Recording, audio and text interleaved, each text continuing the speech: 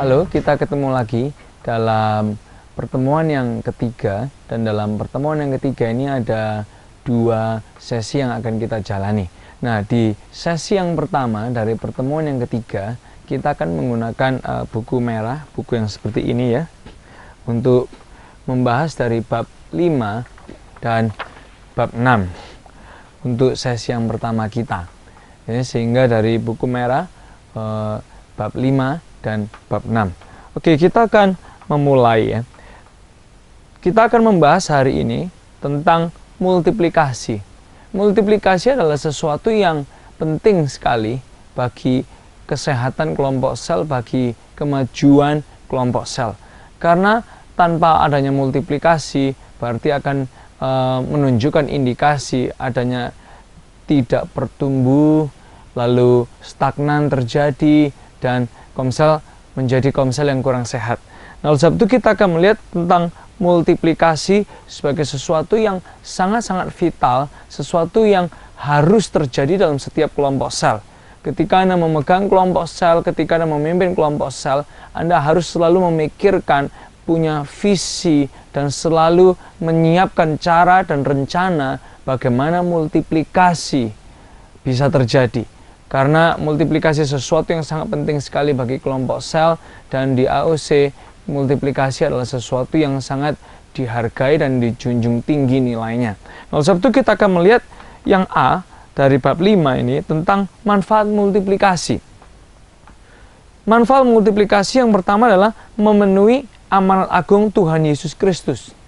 Karena Tuhan memberikan kepada kita amanat agung dalam Matius 28 ayat 18 sampai 20 yang katanya, "Pergi, jadikan semua bangsa muridku. Baptislah mereka dan ajarlah mereka segala sesuatu." Nah, kata-kata ini menarik sekali karena Yesus bilang, "Pergi dan jadikan murid." Dia bilang, jadikan mereka semua pengikut. Tuhan nggak bilang jadikan mereka semua orang Kristen, bukan hanya itu, tapi lebih dari hanya sekedar mempercayai Yesus. Yesus ingin supaya orang-orang Kristen, anak-anak Tuhan yang percaya ini dimuridkan. Orang-orang sudah kita jangkau, orang-orang sudah kita bangun hubungan melalui invest dan invite. Tuhan kepingin kita muridin mereka supaya mereka mengalami pertumbuhan rohani, mereka makin maju di dalam Tuhan, mereka makin kuat di dalam Tuhan.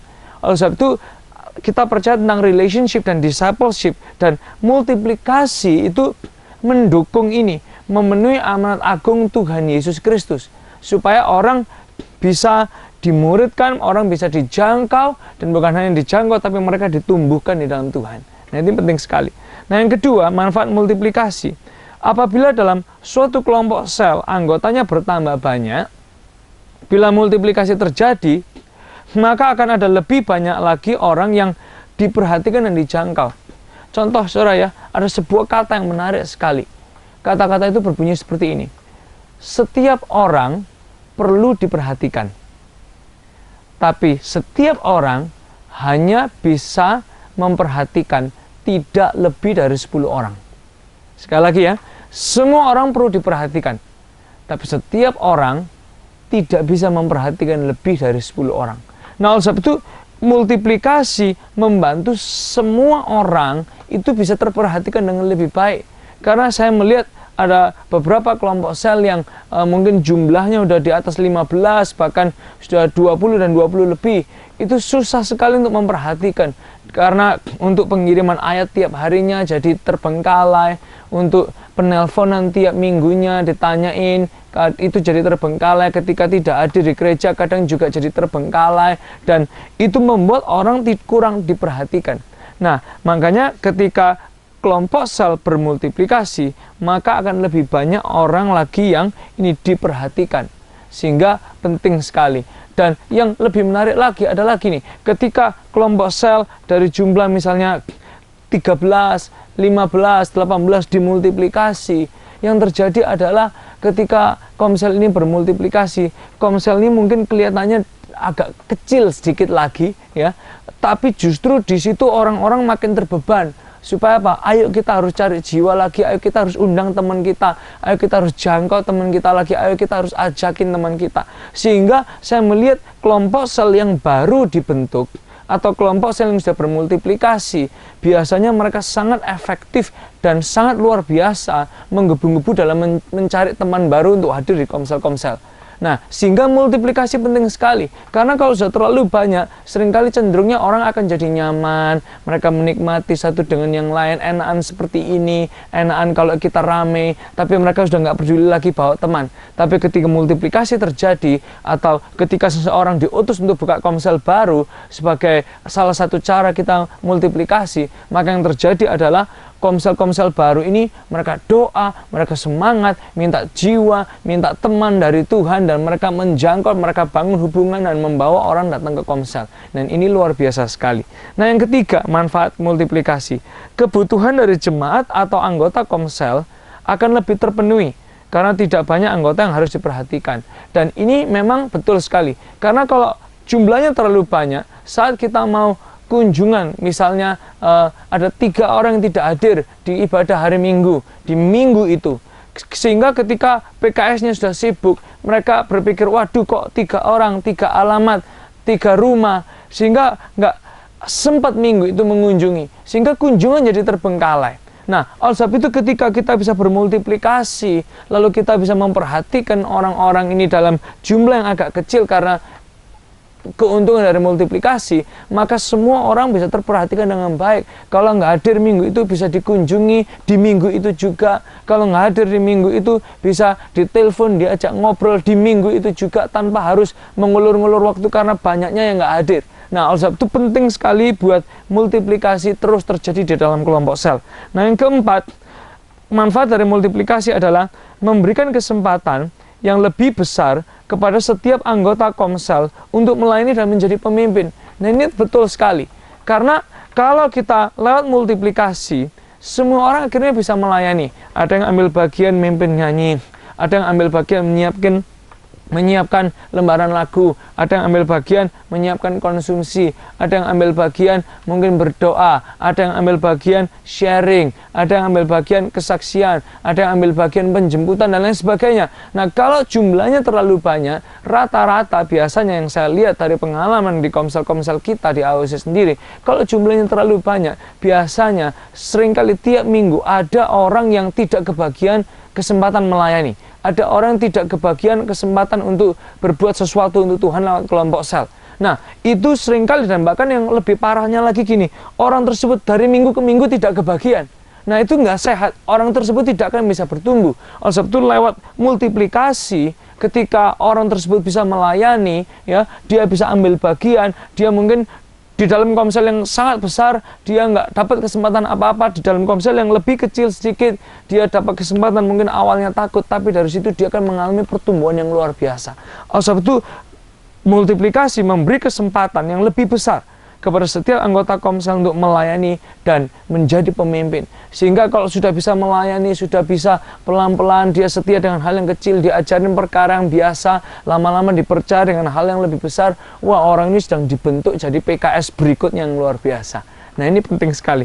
Nah, yang kelima, manfaat multiplikasi. Yang kelima adalah anggota komsel dapat lebih terbuka dan saling mengenal lebih dalam, karena jumlah anggota terbatas sebagai manfaat dari multiplikasi. Yes, kalau terlalu besar, seringkali feel-nya bukan lagi seperti komsel. Sehingga nuansanya, suasananya lebih seperti orang duduk, lalu mereka mendengarkan sesuatu, dan untuk cerita terbuka lebih dalam pembahasan firman Tuhan, biasanya kurang sekali. Nah, ketika multiplikasi terjadi, wah, itu membuat orang akhirnya, karena jumlah agak sedikit turun, ya, nggak terlalu banyak, orang bisa lebih terbuka, lebih bisa sharing, dan akhirnya mereka lebih terbangun lewat pembahasan firman Tuhan yang dibahas di hari itu. Nah, ini penting sekali buat kita menyadari manfaatnya multiplikasi. Nah, yang berikutnya, yang B, adalah faktor-faktor yang mempengaruhi multiplikasi. Nah, faktor-faktor ini adalah sesuatu yang penting untuk kita perhatikan, karena selagi Anda memperhatikan faktor-faktor ini, saudara yang sedang mempersiapkan diri menjadi PKS, atau Anda yang sudah PKS hari ini, Anda akan sangat menemukan manfaatnya ketika kita menerapkan faktor-faktor ini, supaya kita melihat kemajuan di dalam kelompok sel kita. Nah, faktor yang mempengaruhi multiplikasi, yang pertama adalah ini, meningkatkan saat teduh pemimpin sel dan doa syafaat PKS bagi para anggota komselnya. Ya, saat teduh bagi pribadi PKS merupakan syarat mutlak untuk menjadi seorang PKS.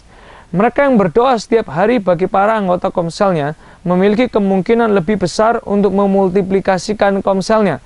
Karena rasa cinta kepada jiwa bertambah, hati penggembalaan semakin besar, kerinduan memenangkan jiwa menjadi lebih besar. Nah, doa ini merupakan sesuatu yang penting, sesuatu yang mutlak. Seringkali saya menemukan banyak PKS, mereka tidak berdoa, tidak bersaat teduh setiap hari, dan bahkan tidak mengucapkan doa syafaat bagi anggota komselnya. Nah, ini merupakan sesuatu yang tidak bisa tidak dilakukan. Oleh sebab itu, kalau Anda jadi PKS, ayo tingkatkan saat teduh kita. Karena lewat saat teduh kita sendiri terus di-charge lagi, kita diisi lagi, kita terus semangat, hati kita untuk jiwa-jiwa makin besar, hati kita memenangkan jiwa, menggembalakan jiwa juga makin besar. Dan bahkan ketika kita bawa dalam doa syafaat, kita akan melihat Tuhan itu bekerja.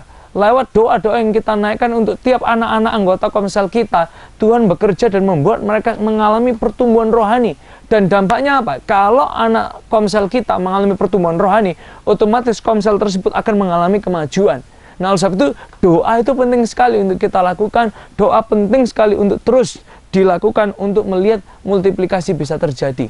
Nah, oleh sebab itu saya menyadari bahwa ini, setiap komsel pasti direncanakan. Setiap PKS pasti punya planning, strategi bagaimana memajukan komselnya. Ada sebuah ayat dalam Amsal yang berkata, kuda disiapkan, dipersiapkan. Ingat kata-kata dipersiapkan untuk peperangan. Tapi Tuhan yang memberi kemenangan. Setiap kelompok sel harus dipersiapkan, harus direncanakan, harus di-planning baik-baik, harus dipikirkan matang-matang gimana langkah-langkah kemajuannya. Tapi lebih daripada itu, kalau kita sudah mempersiapkan, maka kita harus berdoa.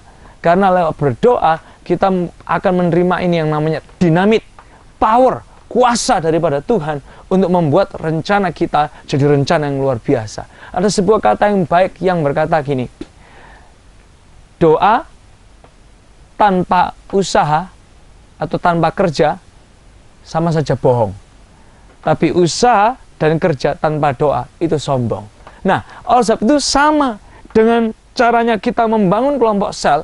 Kalau Anda mau mengalami multiplikasi, Anda harus planning baik-baik, Anda harus strategi, pikirkan, rencanakan, lalu doa tiap hari. Karena lewat doa Anda akan terima kuasa untuk membuat rencana dan program-program di komsel Anda jadi luar biasa dan diberkati Tuhan sehingga kita mengalami multiplikasi. Nah, yang kedua, faktor yang mempengaruhi multiplikasi adalah ini, memegang visi multiplikasi. Sifat alami kelompok sel adalah multiplikasi. Sifat alaminya ini. Karena sifat alami ini jangan ditentang. Sifat alami harus terjadi dan harus kita usahakan. Oleh sebab itu, kelompok sel harus bermultiplikasi. Setiap PKS harus sadar dan yakin bahwa mereka akan mengalami multiplikasi. Pemimpin yang gagal menetapkan sasaran atau visi ini memiliki peluang kira-kira 50% untuk memultiplikasikan komselnya.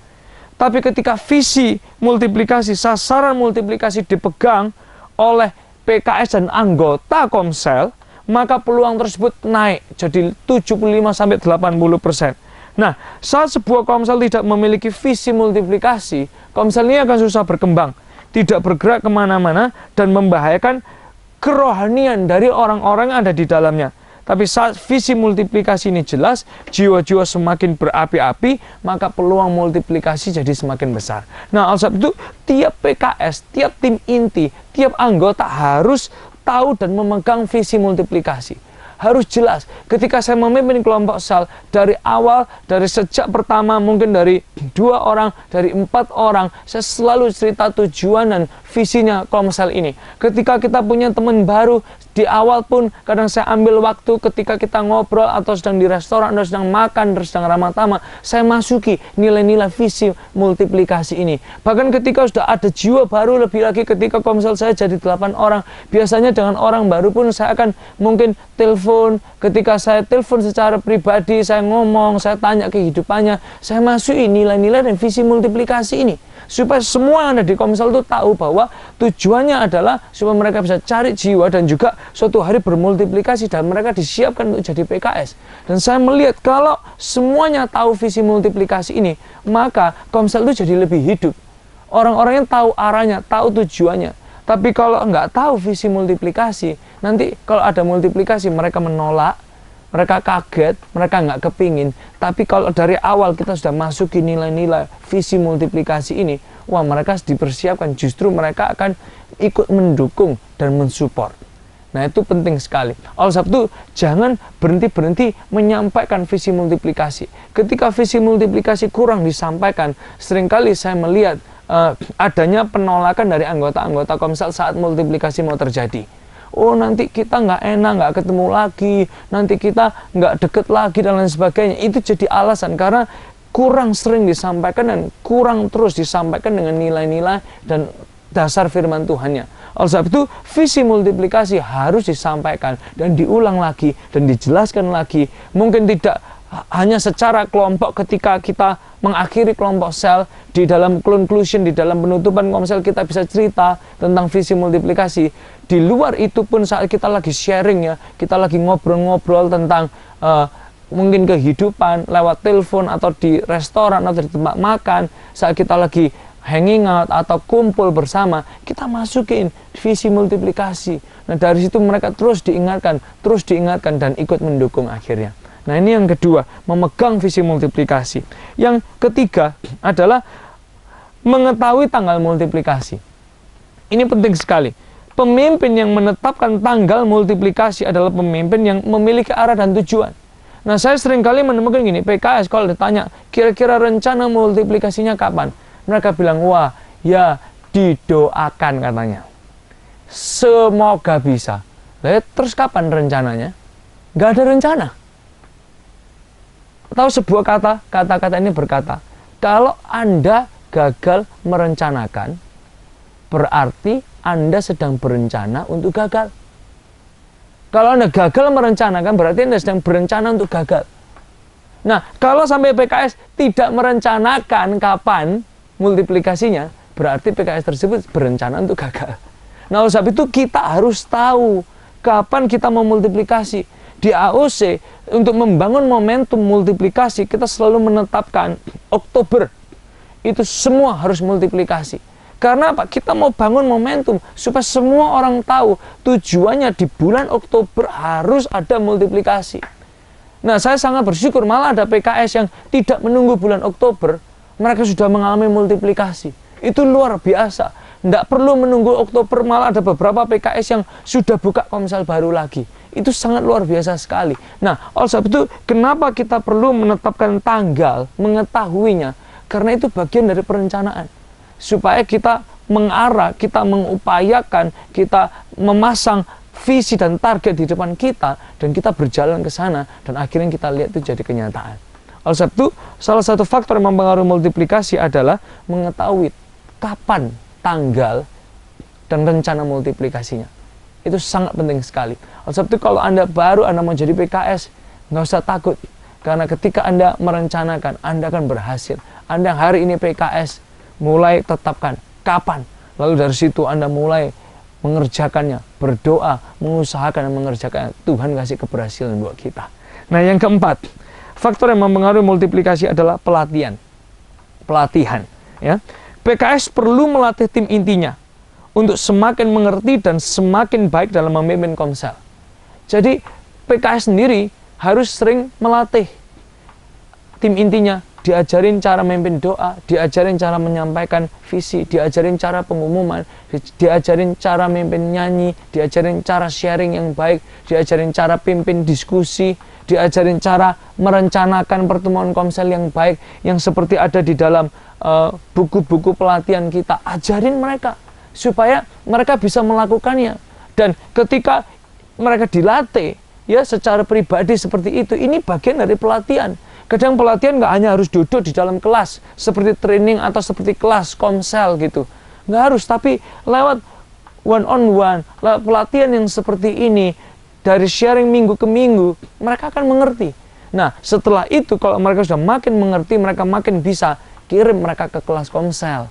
Supaya mereka makin diperkuat, mereka makin dipertajam, mereka makin diteguhkan, lalu mereka makin, oh ternyata mengerti bahwa komsel itu seperti ini. Nah, sebab itu pelatihan merupakan hal yang penting sekali. Ya. Itu yang keempat. Lalu yang kelima, faktor yang mempengaruhi multiplikasi yang kelima adalah berhubungan dengan jiwa baru.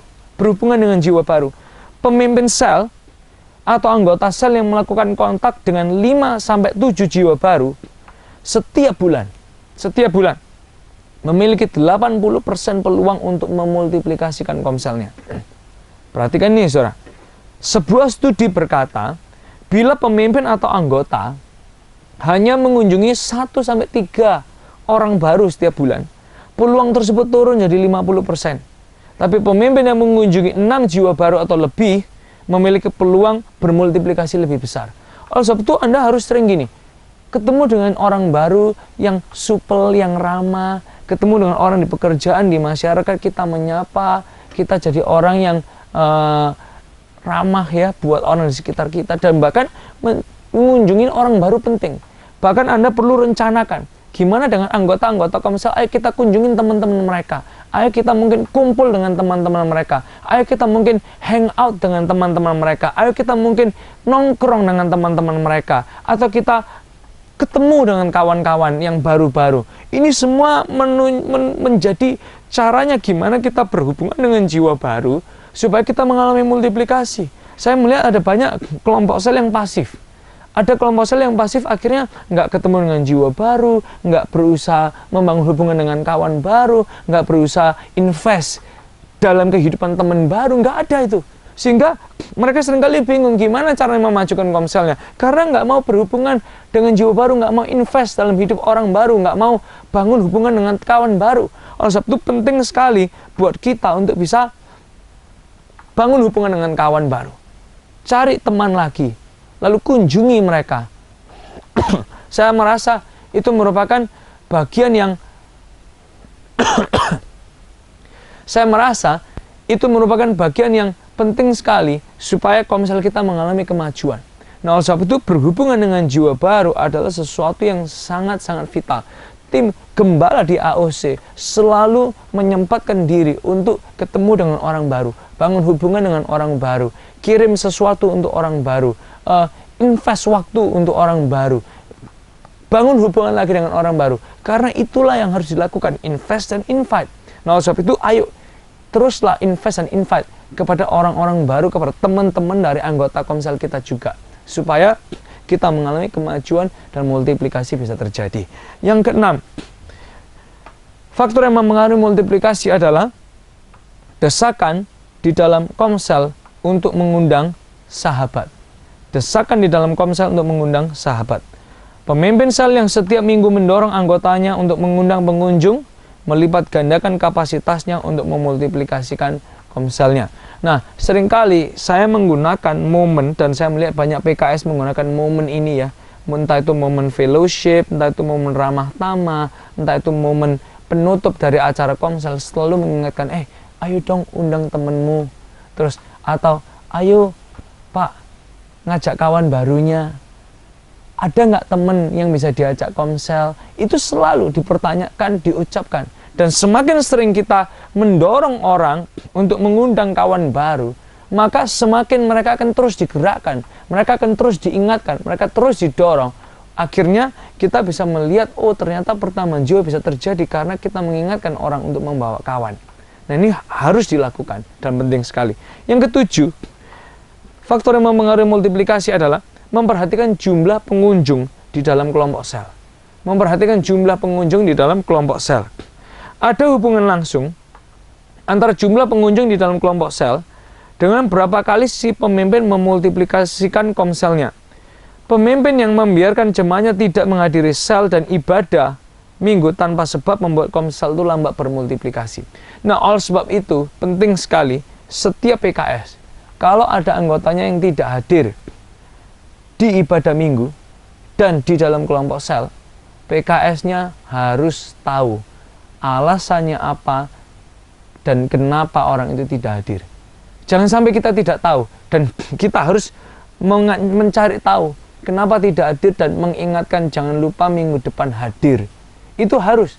Karena kalau tidak, orang tidak terperhatikan. Orang akhirnya tidak diingatkan untuk hal yang baik. Nah, seringkali saya menemukan ini sangat efektif sekali. Karena khususnya misalnya yang muda-muda ya, untuk kelompok sel remaja, banyak godaan, atau untuk pemuda banyak godaan, diajak teman pergi ke sini, diajak teman pergi ke sana, ada acara ini, pergi ke mall ini, tempat baru ini, tempat baru itu, dan lain sebagainya. Nah, kita bisa mengingatkan mereka tanpa dicari dan tanpa diketahui kenapa tidak hadir. Kadang kita nggak bisa memahami yang baik. Contoh, ketika Anda cari tahu lalu dia bilang, oh iya aku pergi nih sama teman-temanku, Anda bisa ingatin, ayo lo utamakan Tuhan dulu. Ayo lo, jangan sampai Tuhan dilalaikan. Itu bisa kita sampaikan. Karena apa? Kita cari tahu kenapa nggak hadir. Lalu kita bisa masukin dengan masukan yang baik. Kalau memang ada hal penting, urgensi, atau sesuatu yang darurat, kita bisa memahami dan bahkan kita bisa support, kita bisa doakan, kita bisa tolong. Nah, oleh sebab itu kita harus memperhatikan jumlah pengunjung dalam sel yang hadir di Komsel dan yang hadir di hari Minggu. Supaya apa? Kita terus memperhatikan mereka dan kita bisa terus melihat kehadiran makin kuat, makin stabil, dan makin bertambah. Ya, itu tujuannya. Nah, yang ke-8, faktor dari multiplikasi adalah ini, membangkitkan yang di dalam. Membangkitkan yang di dalam. PKS yang membentuk dan membangkitkan tim intinya, PKS tersebut melipat gandakan kapasitas multiplikasi bagi Komselnya. Jadi penting sekali buat setiap PKS untuk punya tim inti. Jangan hanya punya satu tim inti, tapi kalau bisa 2, kalau bisa 3. Karena semakin kuat tim inti saudara, semakin kuat nanti Komselnya. Dan semakin besar kesempatan Anda bisa utus tim inti ini untuk buka kelompok sel baru, untuk memulai kelompok sel baru. Oleh sebab itu, bangkitkan yang di dalam.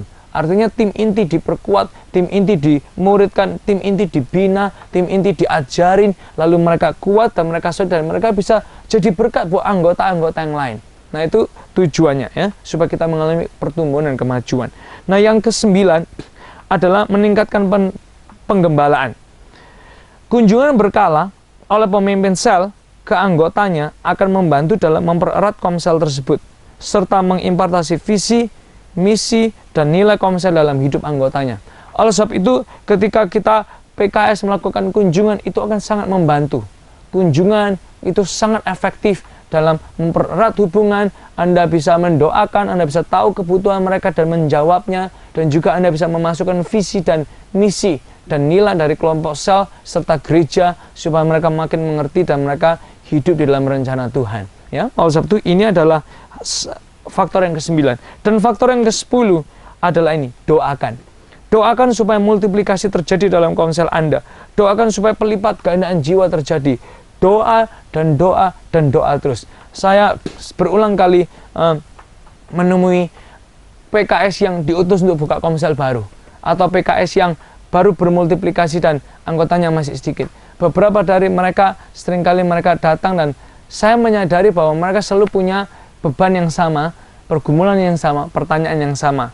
Ini susah, itu susah, ini belum komit, ini simpatisan, dan lain sebagainya. Saudara. Nah, salah satu hal yang terjadi adalah saya selalu mengingatkan, saya selalu tanya, sudahkah kamu doa sampai menangis dan mencucurkan air mata untuk Komselmu dan untuk pertambahan jiwa dan untuk jiwa-jiwa yang ada di dalamnya? Karena saya percaya satu prinsip firman Tuhan yang berkata, orang yang menabur dengan bercucuran air mata, dia akan menuai dengan sorak-sorai. Nah, oleh sebab itu, ketika Anda melayani kelompok sel, Anda merencanakan, Anda berstrategi, Anda memikirkan, yes, Anda bangun hubungan dan lain sebagainya, Anda juga harus doa. Doakan dengan bercucuran air mata, sehingga kita punya hati sungguh-sungguh untuk jiwa-jiwa, untuk komsel-komsel, dan pasti suatu hari Anda akan melihat Anda menuai dengan sorak-sorai. Karena saya melihat setiap PKS baru yang mereka sungguh-sungguh berdoa, menangis, merencanakan, doa nangis. Saya lihat mereka berhasil. Dan bahkan beberapa kelompok sel yang dimulai dari baru bisa bermultiplikasi lagi. Oleh sebab itu, ayo semangat, rencanakan, berstrategi, berdoa, dan kita lihat kita menuai dengan sorak-sorai. Ya. Ini adalah bab yang kelima di sesi yang pertama. Lalu saya ingin mengajak saudara melihat bab yang keenam. Kita masih di sesi yang pertama ya. Di bab yang keenam ini kita akan melihat acuan supaya Anda tahu, oh kalau kelompok sel yang berhasil tuh seperti ini. Jadi Anda bisa melihatnya, Anda bisa kembali ke halaman-halaman yang sudah kita pelajari dan Anda bisa tahu, oh saya perlu ini, saya kurang di sini, saya kurang di sana, sehingga Anda bisa memperkuat ya apa yang jadi kelemahan kita. Nah, bab yang keenam adalah tentang komsel yang berhasil. Hal-hal berikut ini bisa digunakan sebagai acuan keberhasilan suatu kelompok sel. Yang pertama, komsel yang berhasil adalah ini. Dia punya atmosfer, suasana yang kondusif, artinya aman, nyaman, tepat untuk anggota membuka kehidupannya dan menjalin hubungan yang nyata satu dengan yang lainnya. Nah, untuk menciptakan ini diperlukan ini, keramahan, hospitality ya, yang kuat. Lalu penerimaan. Terimalah orang apa adanya dengan semua kekurangan mereka, dan ketulusan. Ketulusan itu apa? Membina mereka, menolong mereka, membangun dan memuridkan mereka. Oleh sebab itu kita perlu ini, membangun atmosfer yang kondusif supaya orang bisa mengalami pertumbuhan. Yang kedua, komsel yang berhasil adalah mereka melakukan hal-hal atau kegiatan yang menyentuh kehidupan para anggota. Sehingga yang diperlukan adalah apa? Melakukan hal-hal yang lebih daripada yang diharapkan, doing the extra mile. Dengan perhatian kita, dengan cara kita memperhatikan saat mereka dalam kondisi sakit, susah, sedih, saat mereka senang, ulang tahun, bergembira, ya. Lalu kata-kata yang membangun, kata-kata yang selalu membangun, menguatkan, baik dalam komsel, baik lewat SMS, baik dalam fellowship, baik dalam hanging out atau kumpul bersama, kita memberikan sesuatu yang berguna buat mereka dan menyentuh hidup mereka. Sehingga apapun yang dilakukan oleh kegiatan kelompok sel, kita membawa kegiatan tersebut bermakna, berdampak, dan berpengaruh buat kehidupan mereka. Ya. Yang ketiga, komsel yang berhasil adalah melakukan ini. Setiap anggota terlibat melayani dan mengembangkan karunia atau talentanya masing-masing. Nah, yang diperlukan adalah cara kita mengatur keterlibatan tiap orang dengan baik. Di minggu ini mereka terlibat apa, nanti minggu depan ganti terlibat apa, nanti minggu depan mereka terlibat apa. Itu cara kita mengatur, membuat orang akhirnya bisa terlibat dan memaksimalkan karunia dan talentanya. Dan yang diperlukan lagi adalah ini, mendelegasikan tugas. Jangan semua dilakukan oleh PKS sendiri. Dari kunjungan PKS, dari doa PKS, firman PKS, pujian PKS, mengatur PKS, merencanakan semua PKS. Libatkan orang-orang.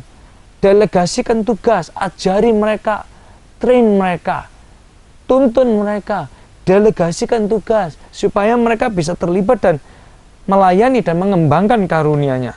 Lalu setelah itu, jangan lupa dikasih feedback. Masukan supaya lebih baik, supaya cara WA-nya lebih baik, cara doanya lebih maksimal, cara sharingnya lebih efektif ya. Kita kasih masukan secara pribadi. Kadang nggak harus di depan umum, dan seringkali saat dipanggil setelah komsel dikasih masukan gitu aja. Nah, itu efektif sekali. Nah, yang berikutnya, komsel yang berhasil yang keempat. Acuan komsel yang berhasil ya, yang keempat. Setiap anggota mengerti dan melakukan visi, misi, nilai-nilai yang dikembangkan di Alpha Omega. Ini penting sekali. Setiap anggota mengerti dan melakukan visi, misi, dan nilai-nilai yang dikembangkan di Alpha Omega. Yang diperlukan, arahkan mereka untuk mengikuti step-step. Ya, di AOC ada step-step. Hidup berkemenangan, hidup berkemuliaan, dan hidup berdampak. Victorious life, glorious life, impacting life. Ajak mereka untuk terlibat di sana. Lalu ikutkan dalam seminar-seminarnya, ikutkan dalam jam-jam kegiatan-kegiatan aktivitas yang diadakan, event-event yang diadakan, dan komunikasikan kegiatan, program, komunikasikan visi, komunikasikan rencana, komunikasikan apa yang sedang dilakukan oleh AOC. Anda harus komunikasikan. Karena komsel yang berhasil, setiap anggotanya mengerti dan melakukan visi, misi, nilai yang dikembangkan di Alpha Omega. Yang kelima, komsel yang berhasil mencetak komsel yang baru dalam kurun waktu 1 tahun. Dalam kurun waktu 1 tahun, atau saya bisa bilang 12 sampai 16 bulan. 12 bulan sampai 16 bulan mencetak komsel yang baru. Nah, yang diperlukan adalah apa? Lakukan dan praktekkan yang namanya caring system. Ya. Invest, invite. Invest, invite. Lalu kita muridkan mereka.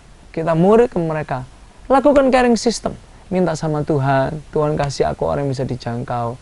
Bangun hubungan, jawab kebutuhan mereka.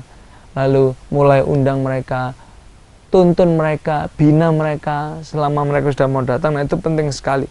Lalu lakukan penjangkauan. Keluar komsel, ayo jangkau teman, ajak teman, undang kawan. Lalu Anda juga bangun komunikasi dengan penilik komsel, dengan gembala komsel yang sehat, supaya Anda dapat masukan, Anda dapat bimbingan, Anda dapat impartasi, visi, rencana, strategi ya, dan Anda makin mengerti bagaimana menumbuhkan sehingga Anda bisa mencetak komsel yang baru.